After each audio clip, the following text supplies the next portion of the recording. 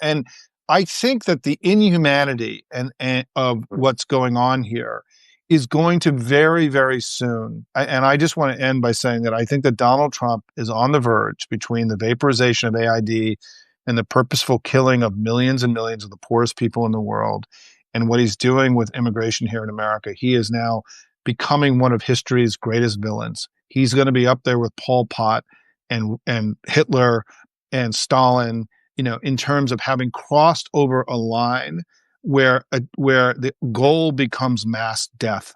And I think that we are in the midst of that right now. And it is, and I think it's why, as we get through this fight this week and battle against this terrible bill, Trump has made a decision to identify his legacy as being like Stalin and Pol Pot and Hitler, somebody who committed mass murder on purpose and crossed a moral line outside of that is inhumane.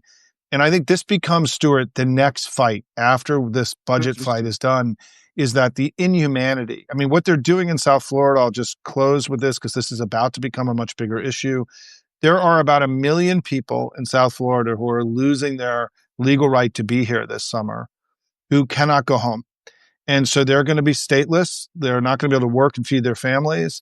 Their kids are unclear whether they're going to be able to go to school. And they will no longer be here legally, and they can't work and they can't go home. What is going to happen to all those people, right? And not only is it going to have the impact on the economy of South Florida, that, as you described, where all of a sudden people are losing lots of workers because they don't have work permits any longer, but Florida is headed towards an incredible humanitarian crisis. And it's already begun by the death of this Cuban man this weekend and what's happening in the detention center in Miami, where the conditions are deplorable. So I think that, just to end here, everybody, we got to go fight this bill this week. We have to be reminded of the gravity of what's happening to all of us.